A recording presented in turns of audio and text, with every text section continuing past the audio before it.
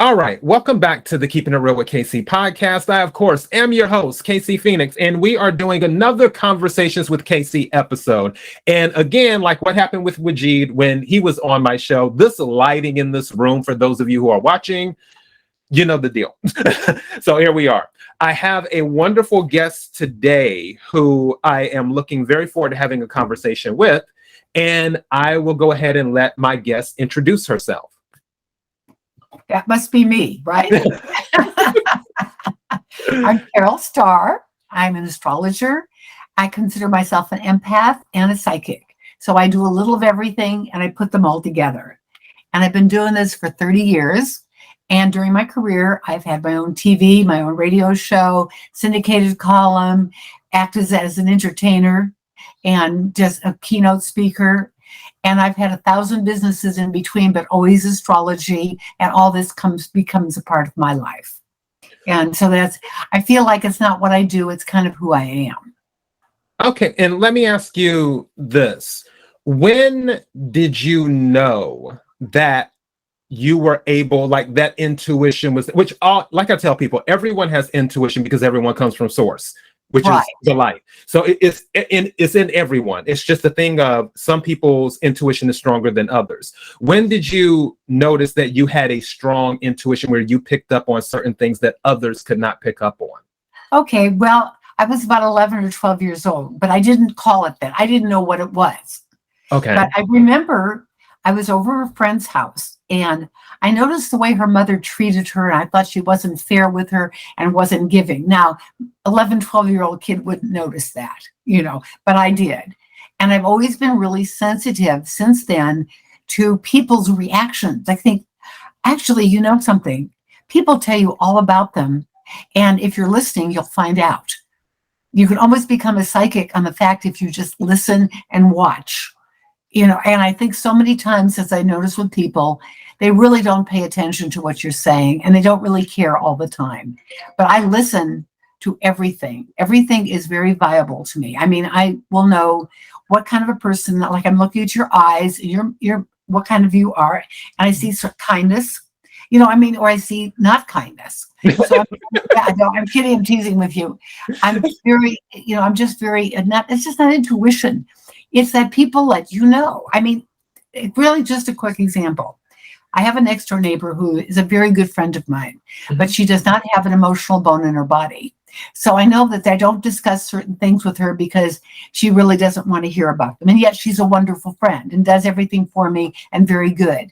Then I have other people that I'm just really in tune with, but I picked up on that the minute I met her. I liked her, but I knew that that was the way she was.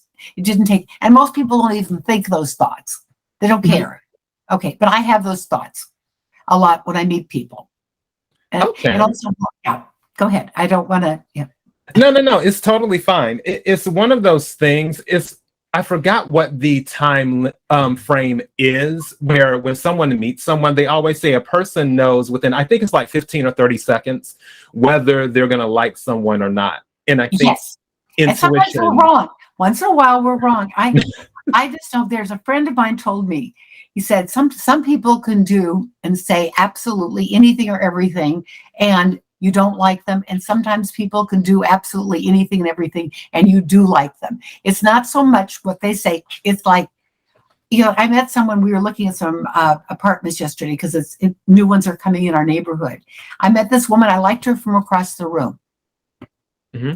Okay, I just thought she was just really nice, and we'll probably go out and have lunch together because we liked each other right away. And sometimes you meet someone and you really don't, you feel, oh God. And sometimes you feel neutral. It's not always these really strong emotions. Okay.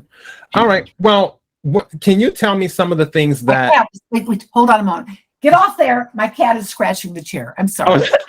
What life always steps in, doesn't it? Yeah. Oh, good, right. No, it's totally fine. So what I want to ask you, have there been any moments over the years where you've been doing the astrology and working with people where it has been, I don't know if I want to use life-changing to a certain degree, but something certain interactions with doing your work that have really stuck with you? Oh God, yes, a lot. And sometimes, every once in a while, I find a chart that I can't do. I really have trouble with, and particularly, I get most of my readings from a company called Thrills.co.uk, and it is actually a celebrity messaging service, but they added all these spiritual writers. So I do charts from all over the world. I never see the person. We don't really talk. I ask them a few questions, what they'd like to know, and I do a video that they can see. And I can tell by the way they write what they're like. I can. And as I do the chart, I get more and more into it, and also a lot of empathic feelings. But I used to do only charts in person, and I found I learned a lot from people. I really did. And I felt like, I don't know that it was earth-shattering or changing, but probably along the way, many times more than not, that I have learned and have felt, wow, I really am looking at this a lot different. This person really has issues and stuff, and my life is easier. And I think I need to be more patient and understanding about stuff. So there's always a learning process when I do readings for people. Okay. Yeah. And then when I'm on the phone with the psychic readings, sometimes they get off in 3 minutes. I have to make quick decisions about what they're like and what they're doing. And I can tell by their voice where they're at with their voice, the way their lilt of their voice or the down of their voice. I can tell. This just came to me. I hear random things sometimes. I know, I love it. It makes it, well, I'll pick up wherever. Yeah. Okay. Have you ever worked with like the police, law enforcement or something like that? No, I have never. I'm not that kind of psychic. I'm not names, dates, and places. I'm about more, I call myself an empathic psychic.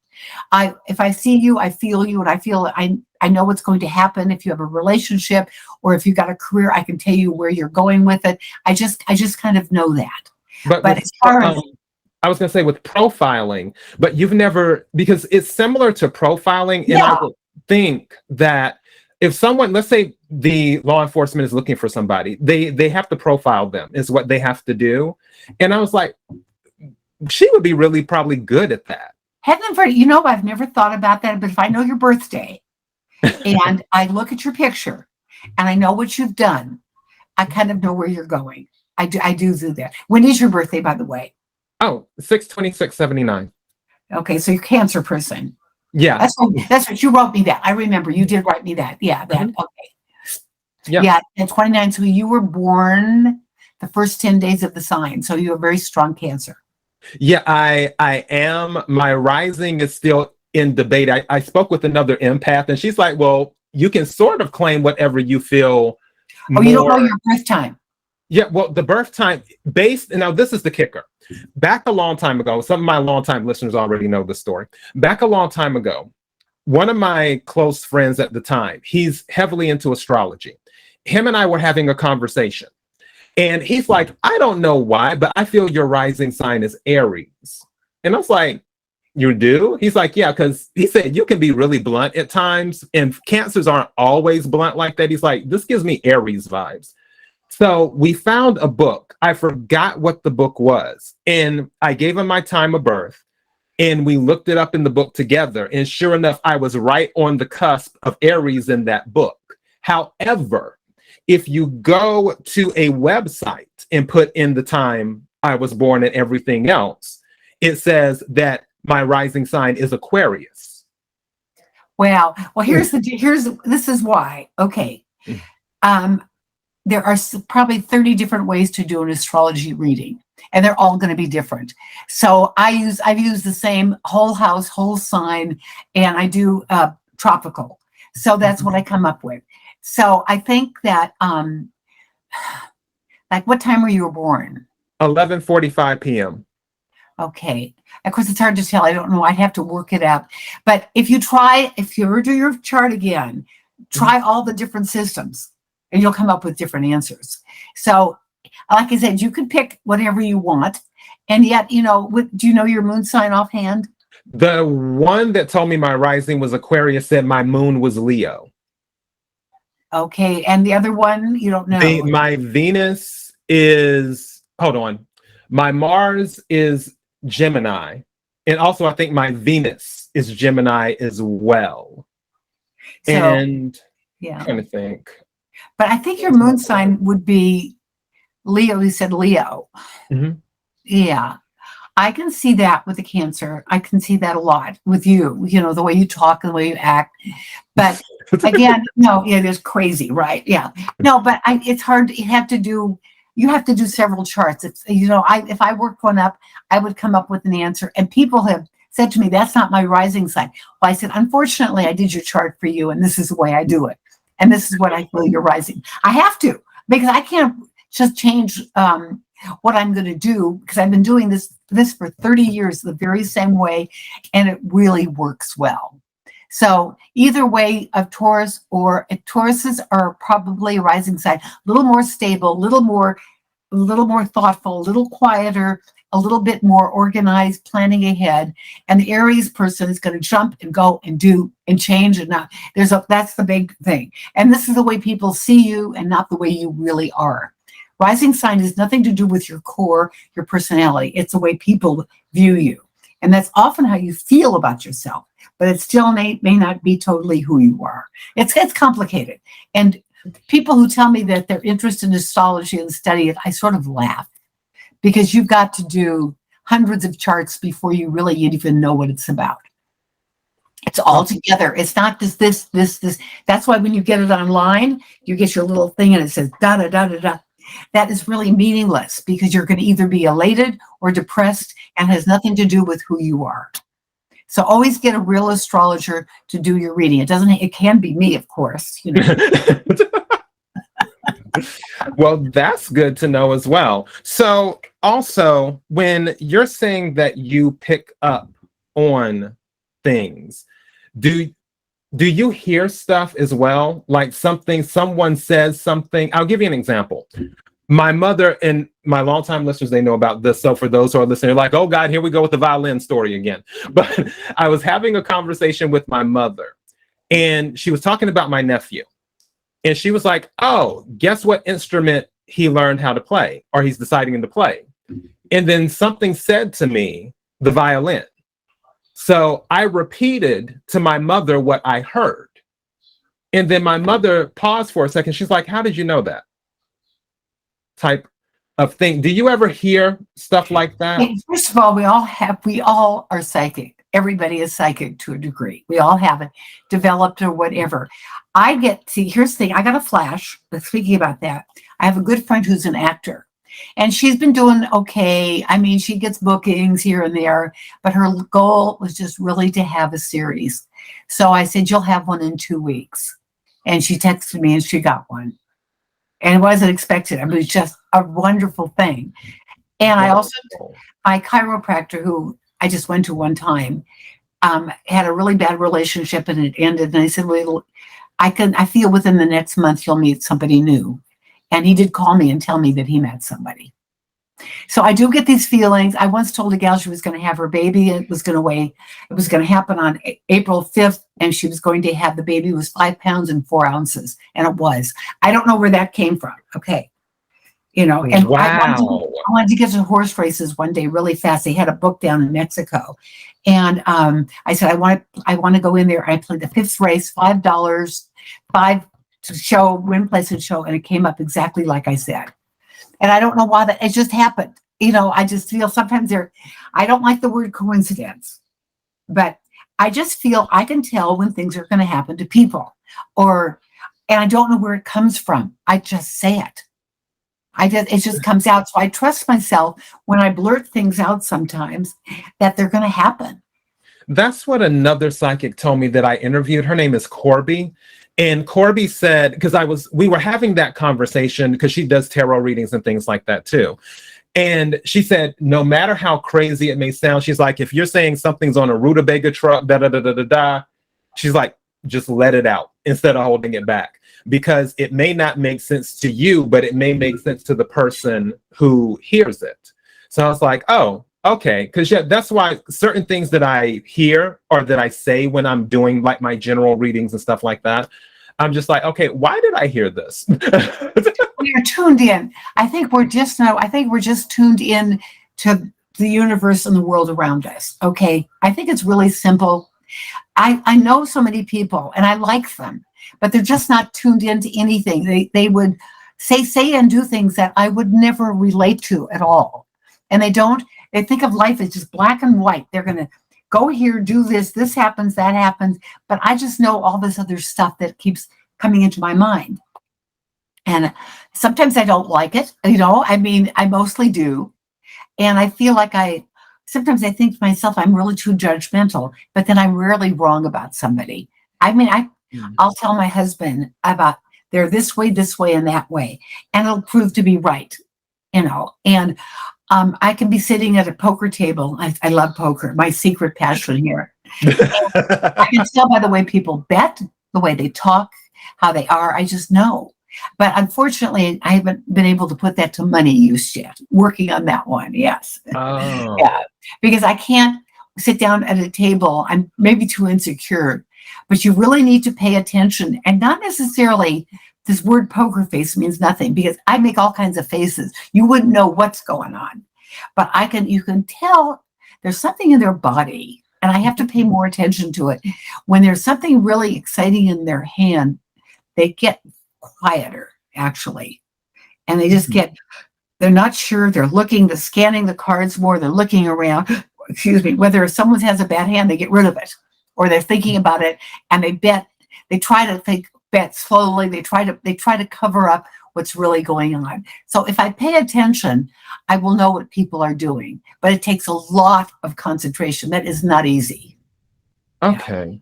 Yeah. Understood. Speaking of concentration, you're also an author. And I know, as a fellow author myself, I know it can be difficult to write books at times, like just sitting down and doing it. What is that process like with you? Okay, interesting enough, I've written a few books, and two of them didn't do too well, but I wrote a book in the 90s. I had a gift basket business, and I thought, this is a new industry, and I'm the first book out, how to make it a real business, because it was a cottage industry. I had a huge business. I even did baskets for two of our presidents. And had very small budget. I didn't have any money, but I figured out how people because so many people got into it thinking they're going to make a fortune, but they have to forget they have to sell the baskets. That's the big thing they forget. They have to sell them. And they have to accommodate. They can't just have stuff around. They have to accommodate. So I wrote the book. And in those days, you made phone calls and sent letters. And I got magazines to cover. I got a huge magazine to cover me. And it became, I'm going to call it a bestseller, even though it wasn't on the New York Times list. But I sold thousands of copies. In fact, I wrote a second book in 2000, and I canceled. I didn't publish it because everybody else was writing books. And the business was going downhill. I saw it, that it wasn't hot anymore. And it was at a 10-year, really hot period where everybody was doing gift baskets, and that was the gift. Property managers, realtors, and car dealers. I had so many clients like that. Today, they don't do that anymore. They have whole new gift selection.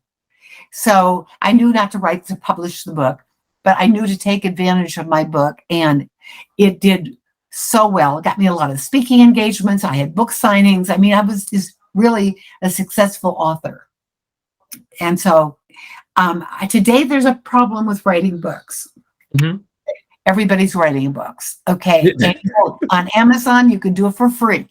Yes. And yes. Until thousands and thousands of authors. So you've got to either be well known in your field, have something so unique topic, or have $1 million to market it. It is being something successful author today is, I don't care how good your book is. If you don't have the ability to market it properly, and it's not enough through social media, you've got to have something really different. You've got to be, and of course, if you're a movie star, celebrity, or if you're an expert, well, you have, all these politicians are writing these books. They get advertised on the big shows, and people buy them. But when you're a small little author and you're writing about something, even though you think it's a great topic, it still is challenging. So the other books didn't do so well. I thought people want me to write astrology books. I said, there's too many books out there. There's too much on the internet. It's overbearing. I said, You know, you want to look up Cancer, you'll have at least 10 million different descriptions of it on the internet. You know, and I don't use it I research, and I only go to two places that I look that I feel are worthwhile. And one is Cafe Astrology, and the other is Jessica Davidson. I like what they have to say. Or I look in my old books. Yeah. Okay. Interesting. Yeah. With signs, it takes, every sign is different in the sense that it also depends what is in their chart. But I do believe certain signs can be misunderstood. Yeah. Yeah, and we have so much to do. You know, if I like to go, there are certain traits though that I have found, if you want me to go through them, that are probably true of I'm not going to say every Aries and every Libra, but there are certain things that I've done enough charts to I can't always recognize people, but I know after I'm with them for a while, how everything smooths out with them. Yeah. Mm-hmm. And they are, I mean, I don't know too many Libras that can make up their mind about anything. And I'm a Libra, you know, and Cancer people really is not about so much. All right, we are back. We had a little bit of a technical issue. Things happen, everyone, but we are officially back. So Carol and I, we were talking about signs as the technical issue happened, because you were about to say something about Cancer.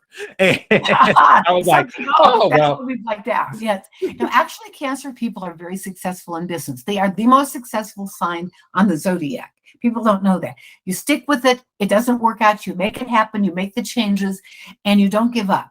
And I've just always known about Cancer men and women, both very successful. And they say you're overly emotional. I don't feel that way. I think that you love your home. You love things to be a certain way. And of course, you're ruled by the moon. So you're always going to have that emotional feeling. But you know how to override your emotions too. You can do that. You've learned to do that.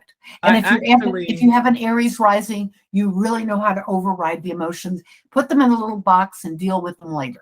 Well, and see, this is the thing. And I actually talked about this probably about a week or two ago on my podcast. And not necessarily just Cancer, but water signs in general. I told people that out of the 4 elements, the most fluid is water. And what some people don't realize is that water, it goes by the environment. And if the temperature drops, water can become solid and become ice, or it can become cold. Right. If the temperature rises and the environment changes, water can be just as hot as fire as well. If it rises even further, then the steam, it can be as light as air. So water has many forms to it. And I think that people try to box water signs in sometimes because we are in tune with our emotions. But just like we're in tune with our emotions, we can shut them off too. Right. So. There's 3 different types. There's different types of emotion here. And I want to explain 2. Scorpio is more about external things happening to them. They get emotional about stuff. Cancers are more about the feelings, about what does this feel here or feel there? And they buy into those feelings a lot. And we have Pisces that are very introspective. Everything is about their feelings, who they are, what they want, and their emotions come from within, from being into that. So we've got different kind of ways of emotionalizing life, I find. And I find that Scorpios are rarely emotional about themselves, but they are so pick up about what's going on around them, and it becomes them. But with you, it's about, it can be either way. It's either within you or it's without. It depends. But I think that you have a lot of, a lot of intuition to find, and you got to feel something feels wrong. You got to know, for Cancer people, is not to do it. If it feels right, then take your guidance from within and do it and follow through with it. Sometimes Pisces get off a little bit on that because they're way too emotional about themselves. So you have more of a base. Actually, Cancers are more balanced, much more. I know all these Cancer people. They know how to, yes, this is going on. Yes, I feel that. I feel that. They can separate, and that's why they're successful in business, because you don't dwell on one thing so that it's going to ruin your life. Scorpios can get so intense about something happening. Oh my God. So there is a difference, when we talk about water signs. And of course, they get along with earth signs because they water all the earth signs, right? So, and water and earth, well, really, water and earth signs do get along pretty well together, particularly when the moon signs are in the earth and water signs. They really it's see kind of interesting. I have a coworker who I'm pretty close with, and she's a Taurus, and her moon is Cancer. You have to know. I mean, well, of course, Cancer Taurus is the love match of the zodiac. Oh, that I Yes. did not know. Yes. So you've got someone you like a lot. Necessarily, it's a romantic, but you have a lot of simpatico for each other. Okay. Awesome. I didn't know they were the love match of the zodiac. Yes, it's the love match of the zodiac. Yeah. Of course, they could hate Okay. each other too, I guess. No, but there's a fine line between love and hate. And actually, yeah. hate is not the opposite of love.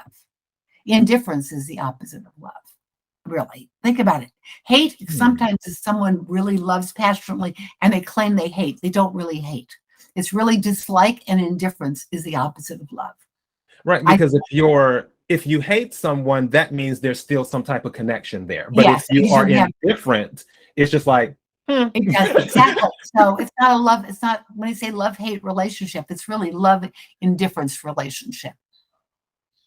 Interesting. So I'm curious, have you ever done like a couples thing before, as in where maybe they're looking to learn more about each other and they're like, all hey, the time.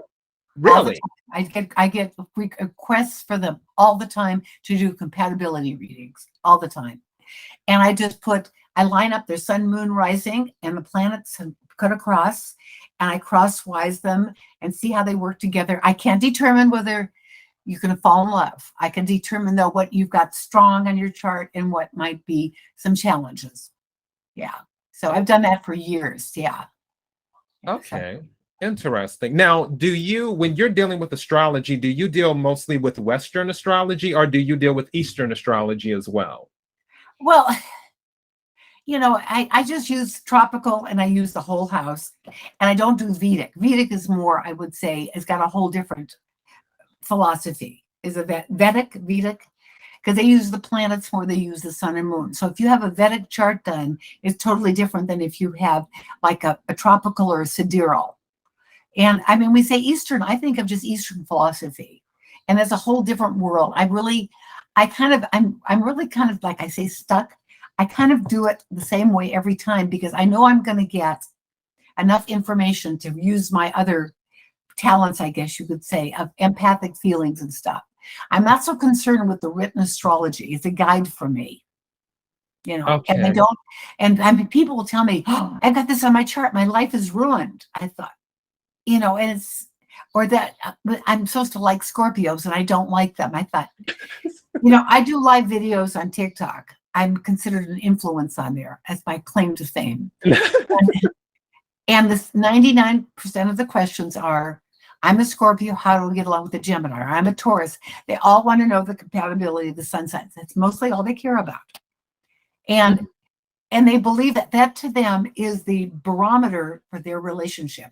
Because I do mostly, I think I told you, I mean, probably up till 10 years ago, my average age was over 40, and now it's under 30, up really close down to the Generation X, the teenagers and the early 20s. They're the ones who love astrology. They know all about their sun, moon, rising, but they don't know how to interpret a chart, except when they get one that they order, online or something. Oh, I hope we're not going to go off soon. The thunder's starting, so I just want to warn that I don't want to be cut off without, in the middle of a sentence or something. Right. Yeah. For my listeners, there is a storm that's happening where Carol is at, so that there may be another technical difficulty, but we will keep our fingers crossed and hope that it can hold up for just a few more minutes is what we're hoping. Yeah. So this astrology, you could talk about psychic astrology and empath and spend all day and not cover anything that it hardly can cover it.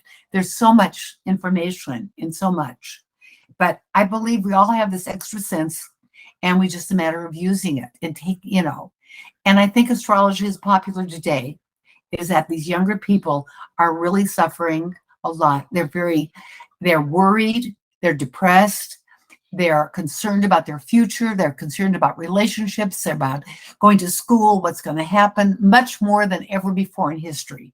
We have a very, very challenging generation coming up.